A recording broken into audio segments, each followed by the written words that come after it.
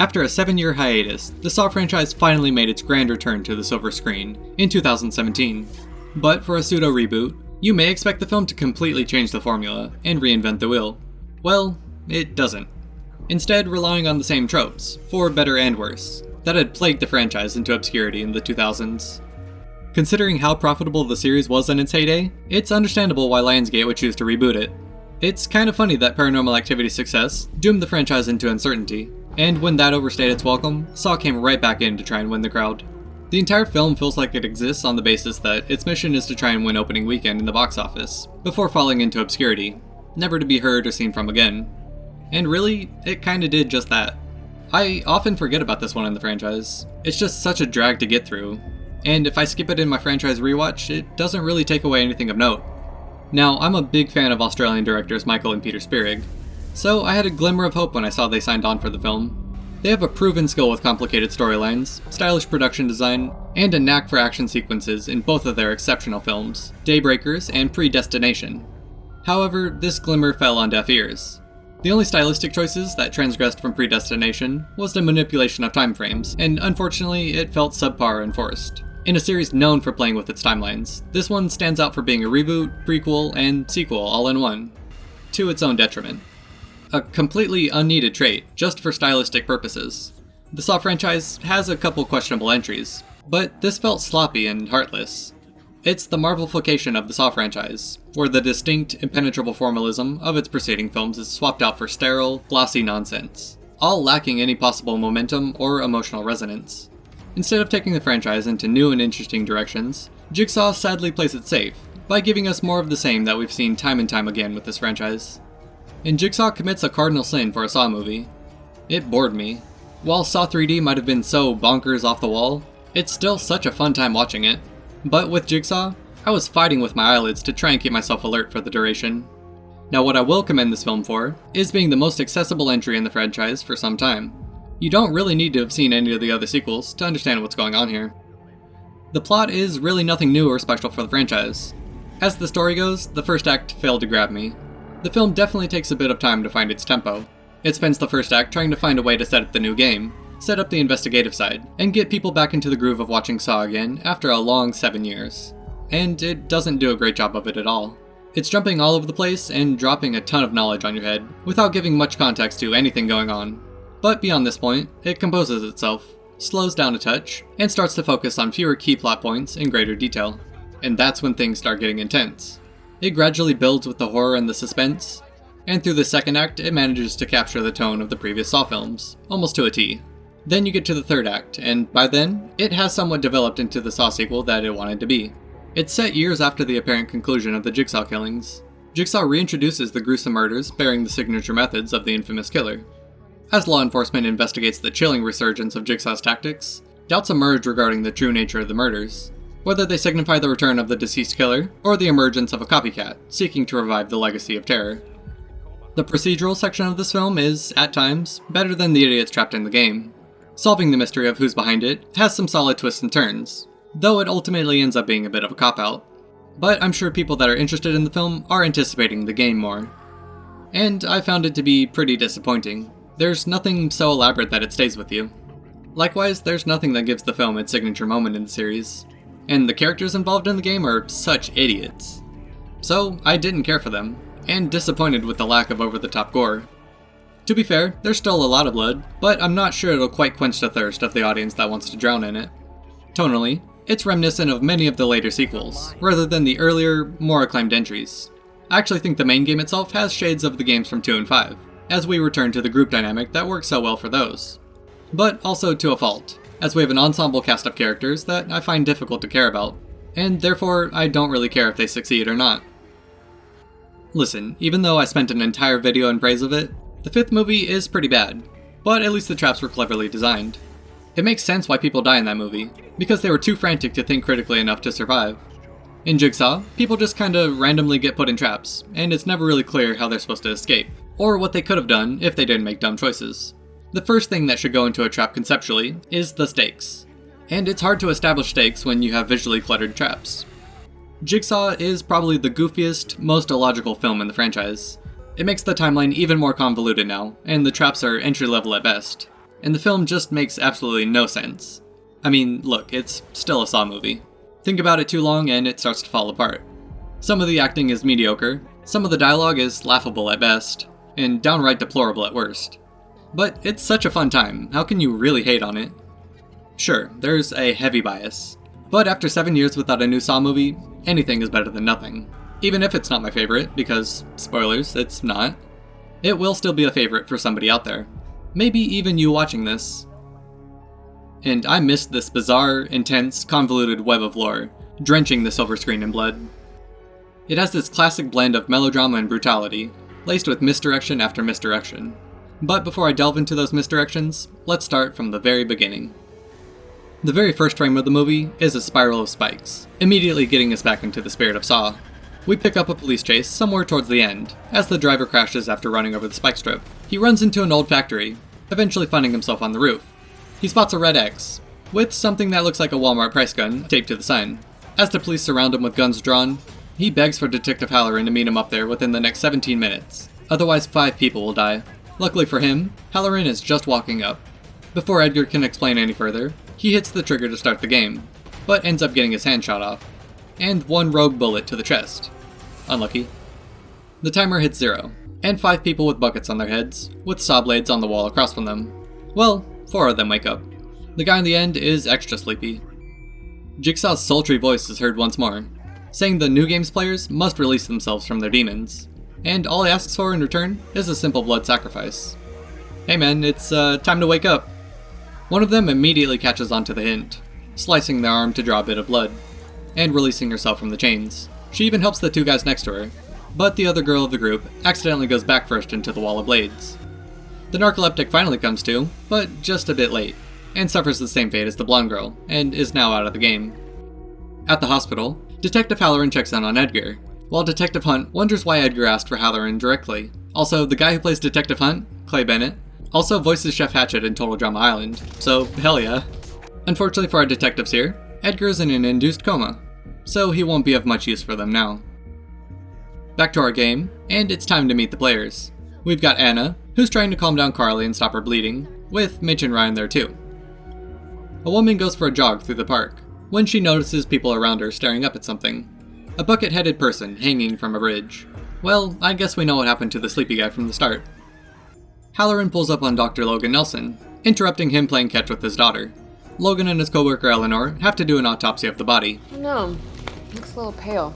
They use this pen laser to get the bucket off, revealing a half-decapitated head, with a jigsaw piece cut off from the neck as well. Elle assumes that it's a copycat killer, which Halloran hopes isn't the case, since John Kramer's been dead for 10 years. Logan and Keith already know each other. They go way back, to Fallujah, Iraq. Keith sends his condolences for Christine, who we can assume is Logan's wife, at probably the worst time imaginable. Inside the jigsaw piece cutout, they find a micro USB stick, and plug it directly into the computer. And they're cops. They should probably be more careful sticking random USBs into their computers connected to the entire place. But whatever. Luckily for them this time, it's just an audio file. Billy's got an upgrade this time around, now sporting some piercing red LED eyes.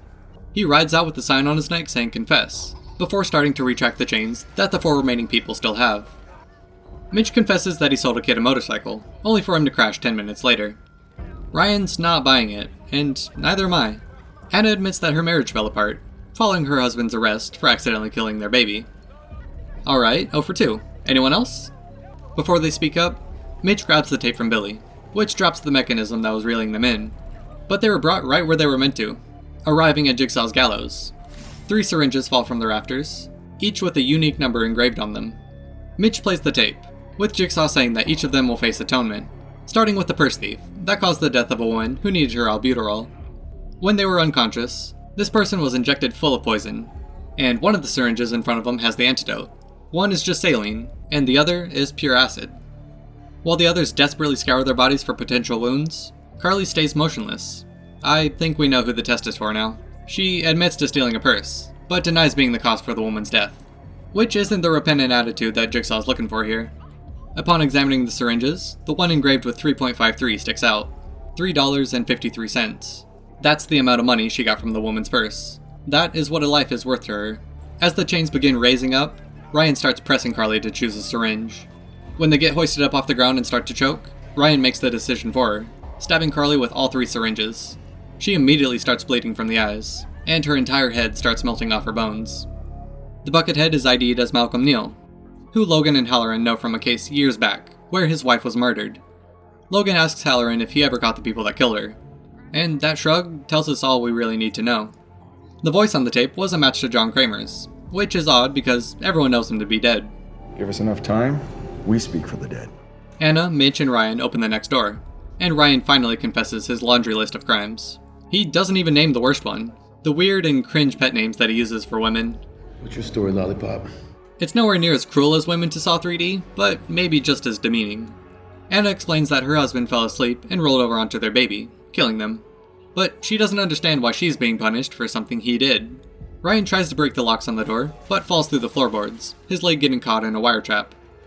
Mitch finds the tape that Jigsaw left for them, as the wires contract around Ryan's leg even more. If Ryan was looking for any solace here, he's not getting it, as Jigsaw essentially rubs salt in his wound, remarking how there are no shortcuts in life, nor are there any in this game. But for him, just this one time, pulling the handle will set him free.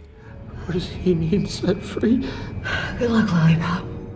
Eleanor and Logan get called to a new scene, where they find Carly's body and the Jigsaw card indicating 3 remain. Logan determines that it was the hydrofluoric acid that was injected, and finds the puzzle piece carved out of her tongue. Jigsaw. Halloran pulls Keith to the side, inquiring about Logan. Back in Iraq, he was captured by the Taliban and kept as a prisoner of war. Halloran thinks maybe Logan snapped, but Keith is aiming suspicion more towards Eleanor. Mitch and Anna step into a grain silo, where the next part of their game awaits. Once they grab the remote, the door behind them shuts, locking them in. Billy comes on screen, in super high def, and Jigsaw lets them know that their actions may cost their life, but Ryan can save them by pulling the lever. And either Jigsaw got a lucky guess, or he truly is playing 4D chess if he accounted for Ryan being trapped. To add some stakes, grain starts pouring in from the top, and will soon drown Anna and Mitch if no action is taken. Halloran approaches Eleanor, and starts asking her all types of inappropriate questions, especially while at work. He already commented on her figure. She's got a great ass. And now he's just straight up asking if she's kinky. One of those, kinky types? Weird segue into interrogation, but here we are. Halloran asks her where she was when Malcolm Neal died, and she was just home alone. Good enough for me. Keith joins Halloran to ask Logan where he found Eleanor, and if he knows of a website called Jigsaw Rules, which seems to be like 4chan but for Jigsaw, and Eleanor is a regular member. Halloran found out that she had a job offer from Cleveland to run their city morgue, but why didn't she take it? Do you want to move to Cleveland? Oh, true. The blood from under Malcolm Neal's nails is an exact match to a sample from a case 10 years ago, and the blood belongs to John Kramer. As Ryan continues hesitating pulling the lever, Anna and Mitch continue to tread grain. Just before it completely envelops them, the grain stops, instead being replaced by very sharp objects.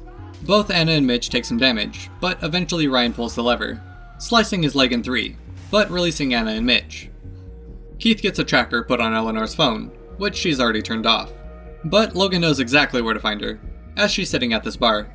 Eleanor admits that she wasn't actually home when Malcolm Neal was hanged, but rather at her studio. They drive out to an old refinery, where Eleanor shows off her studio, which is absolutely filled to the brim with Jigsaw paraphernalia. We've got traps from every movie it seems, and then she reveals something that we've never seen before too. Alright, so let's get this straight. Tatted up redhead mortician, Jigsaw enthusiast, kinda weird, with a nicotine addiction? Eleanor, if you see this, please DM me. Supposedly, John designed this newly unveiled chap for a game before all of the others. They found the design in his lab, and Eleanor purchased them and built it herself.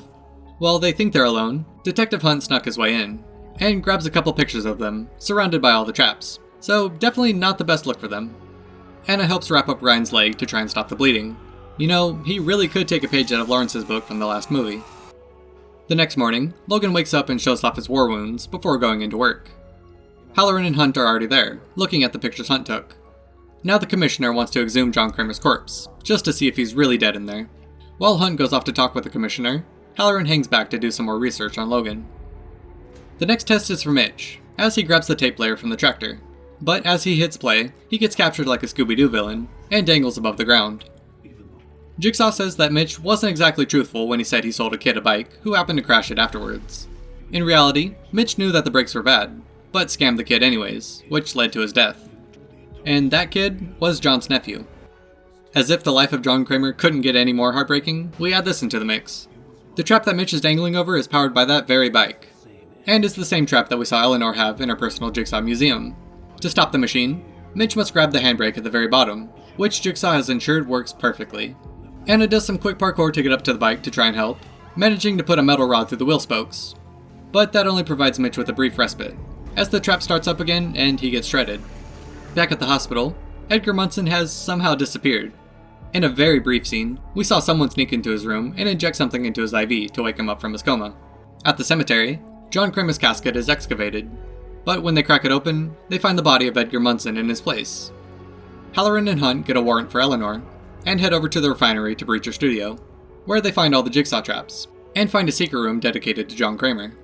Mitch's dead body drops down on Halloran, with a card saying there's just 2 left. Hunt pulls up to Logan's house to arrest him, revealing that he has enough evidence to bring him in. While Hunt does handcuff him, they go into the house to talk about Logan's conspiracy that someone is framing them. Not just any someone, but Halloran. Halloran found the body. He was already connected to Edgar, and he has a reason to try and get revenge on Logan. In the wake of his wife Christine's murder, Logan went to the press to express his distaste for Halloran. Hunt and Logan go down to the morgue to examine Edgar Munson's body, and if they can match the bullet lodged in him to Halloran's gun, then they have their man. Conveniently, Halloran's the only one on the force that uses a Glock 17, which just happens to be the type of bullet that Logan pulls out of him. Eleanor waits for Logan in his house, and she has good news. She thinks she knows where the game's being played, but she doesn't want to involve the cops. She wants to do this herself. Unluckily for her, Halloran's still trailing them, and watches as they drive away. Anna finally breaks the no exit door, and tries to squeeze through, while Ryan continues to bleed out. But just as she gets her top half out, Pigmask stabs her in the chest with a syringe. She regains consciousness sometime later, where she and Ryan are locked up in shackles. A person in a black cloak walks freely, setting up various objects in the middle. Removing their hood reveals the one and only John Kramer. Hello, Anna. John sets up their final test for salvation. When he was a teen, Ryan caused the death of 3 people when he was up to some drunken hijinks. When he fell out of the car, the friend driving turned around, not seeing that they were going full speed, head-on into another car. Not only that, he lied to the police, blaming it on his deceased best friend. Ryan didn't get it before, but now he does. And he wants to live. John knows that feeling all too well. Had the doctor handling his x-rays not switched them with a perfectly healthy patient, John's tumor could have been found earlier. Anna and John go way back. They were neighbors for a time. After John's chemotherapy, Anna and her husband Matthew were so kind to him. But John knows that the death of their baby wasn't Matthew's fault at all. He was awake the night of the incident, and overheard Anna screaming at the baby to stop, before eventually she snapped, and made it look like Matthew did it. Matthew was arrested, eventually taken into a mental facility, where he ended up taking his own life. Of course, John isn't going to do anything to either of them. They have to take responsibility. Eleanor tracked a virus she found in Malcolm Neal's blood to a farm just on the outskirts of the city, which happens to belong to Jill Tuck. As they get out and approach, Halloran creeps up in his Mustang. He doesn't pick up Detective Hunt's call, who's already at Halloran's house. In his fridge, they find a Ziploc full of the Jigsaw pieces of skin, and Hunt has no choice but to put on an APB for him. Eleanor was right, she found where the game is. As they investigate more, they find where Buckethead was decapitated. Did you know that pigs are highly compassionate animals? Hey John, have you seen the LAPD? John lectures Anna and Ryan. They've been on the wrong side of the scale of good and evil, and if they want to earn their freedom, they must realize they've been doing it backwards. John gives them an opportunity to turn it around, pulling out a shotgun. He loads it with a shell, calling it their key to freedom. Now the game's simple. The best ones are. Logan questions Eleanor on how she can think that Jigsaw's dead, considering they did his autopsy and everything. Jigsaw lives forever, through the work of his followers. When Logan sees the trap from Eleanor's studio, it clicks. She's been obsessed with Jigsaw from the start. Just as their standoff grows in intensity, Halloran pops out and points his gun at Logan, causing both him and Elle to drop their weapons. Logan almost immediately disarms Halloran, and Eleanor runs off. Halloran smacks him with a tool, re-equipping his weapon and going to chase down Eleanor. Anna takes John's words to heart. Her only key to freedom is to kill Ryan with a shotgun. She runs to the middle and grabs it, aiming it at a cowering Ryan. As she wraps her finger around the trigger, Ryan realizes what John truly meant when he said that they had it backwards. As Anna pulls the trigger, the gun backfires, shooting her in the face instead. As she falls to the floor, Ryan discovers the keys they were meant to use to unlock their shackles, which were hidden inside of the shell. They could have both gone free, but now their fate is sealed. It's a really good take on the original bathroom game from the first Saw, with a lot of parallels to be drawn between them, especially since Ryan had his leg amputated. Anna, much like Adam, gets shot, eventually dying, just this time by her own doing. And if Ryan wants to escape, he'll have to saw his other leg off, just like Lawrence did. Halloran, in his pursuit of Eleanor, stops for a second when he approaches an empty room. In this brief pause, someone stabs him in the back with a syringe, and he quickly loses consciousness. Logan comes to, with a collar around his neck. He's across from Halloran, who's in the same situation. Nowhere to be found is Eleanor. Jigsaw's voice comes over the speaker, telling them that they are the final two players. He says that Logan will recognize the device surrounding the next well. They're the laser cutters that they used for their autopsies. They can both escape, however. All they have to do is confess. Halloran's asking the real questions, though. How are you alive? How are you still alive? They've got 60 seconds to choose someone to go first, and Halloran decides to get out of the way. But he switches up and hits Logan's button, putting him in the hot seat. He gets dragged towards the wall, and as the lasers inch closer to his face, Logan admits he was the one who messed up John's x-rays. Not through malice, just carelessness. But the lasers do not stray. Instead, they slice through Logan, killing him. Now it's Detective Halloran's turn. The lasers turn on, and he admits that he tampered with evidence, took bribes, and put innocent people behind bars, whereas dangerous criminals walked free, and innocent people died because of him. So the most average police behavior. The lasers stop. The ceiling above him is singed.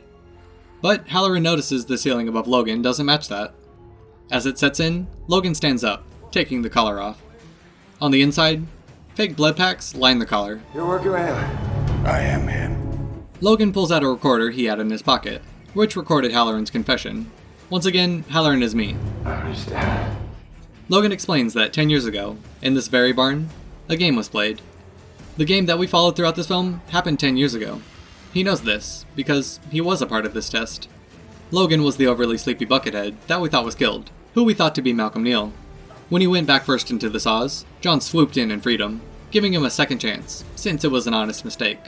Now, 10 years later, Logan repaid the favor, recreating John's first game, with cases from Halloran. The dead bodies the cops found weren't of Carly or Mitch, but a new group that we never meet, and it doesn't really matter. It was never about them for Logan. It was about Logan proving to himself, proving to John, that he was worthy of that second chance. Logan turns the lasers on Halloran's collar back on. Logan correctly points out that Halloran didn't show him mercy, not even like 5 minutes ago, when he pushed Logan's button first. Logan interrogates Halloran. Why was Edgar Munson, a murderer, free? But Logan already knows. Edgar was Halloran's informant for many years. They go back further than Halloran had let on. And as it turns out, Edgar was the one that killed Logan's wife. Logan created a game that appeared to be run by Jigsaw, taking old recordings of John as Jigsaw, chopping them up, and editing them to create the new rule sets. Edgar was just the one playing the game, and Logan was the one that sniped him in the chest while the other cop shot his hand. When Logan pulled the bullet out, some sly sleight of hand switched the bullet from his gun to the one from Halloran's. Logan took Kramer's blood vials to plant his blood under the victim's nails. He thought of everything. No one will suspect him, because Eleanor will also provide an alibi. Logan left Iraq a broken man, and John put him back together. You can never come from anger or from vengeance. You taught me that. Now, Logan speaks for the dead.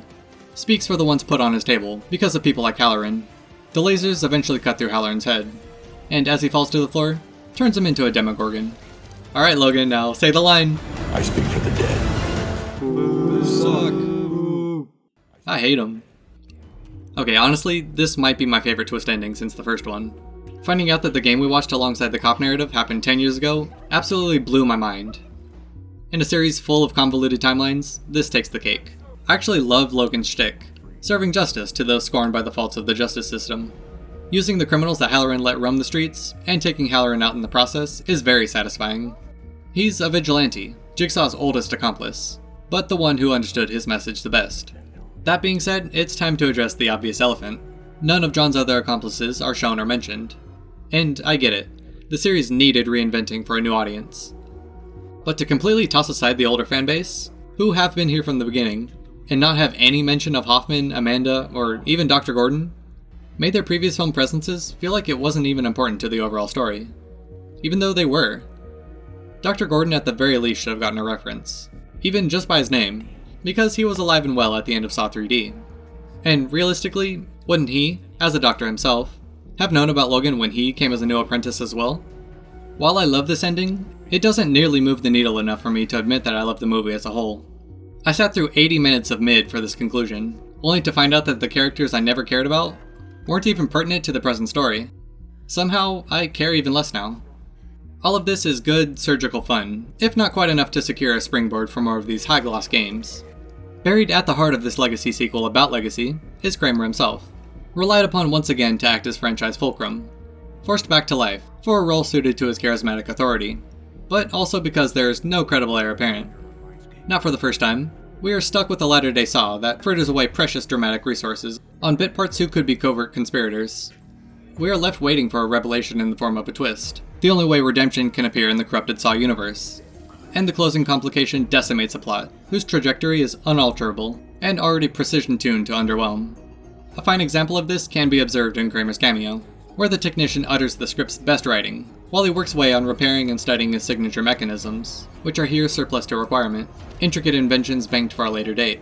In one small moment, Jigsaw casually captures the spirit of industry and imagination, in a manner unseen in previous pictures. This idle tinkering is not the dominant image of this relaunch, which is better located in a slice-and-dice, laser-cutting conclusion that encapsulates the displacement of crude serration of series past by an uncharacteristically smooth upgrade. Jigsaw's at its most delightful when it's poking fun at its own premise, and divulging in its own premise. All the resurrection talk in this movie almost makes it feel as if it's intentionally lampooning our modern culture of resurrecting dead franchises, but bigger and more ridiculous. All the pieces are there, but Jigsaw just doesn't feel like a Saw movie. The atmosphere is just so different. We still get the ensemble cast, the intercutting between traps and investigation, and the Hello Zep ending reveal, but it's all with a completely different sensibility. It's much more polished and visibly expensive, but that doesn't make it better. The old grime had charm, and it made all the weird dialogue and melodrama feel right. Here, these aspects come across as weak points. By the end, I can't even connect with the remaining subjects of the trap, because these characters never showed any real growth or remorse, and overall lack any significant intrigue. The traps themselves were pretty weak too, and I often struggled to figure out their purpose. Certain sequences are still tense despite these issues, but there's an overabundance of twists, and as time goes on, they become increasingly desperate. Overall, it just feels like a feature-length episode of CSI Miami, with a bunch of characters who just exist to be red herrings. Frustratingly, the most detrimental aspect is that the writers have jeopardized the mythology set up in previous installments. Upon returning to those films, it will be nigh on impossible to separate this cash grab from its predecessors, which is a shame, considering the series has always prioritized its narrative. I don't know if we'll ever get another chapter in Logan's story, and that's okay. What we did get is another film in the franchise I love, that, while I have many issues with as a standalone story, as well as its effect on the franchise, still ends up being a worthy entry, and a bloody good time. Thank you for watching.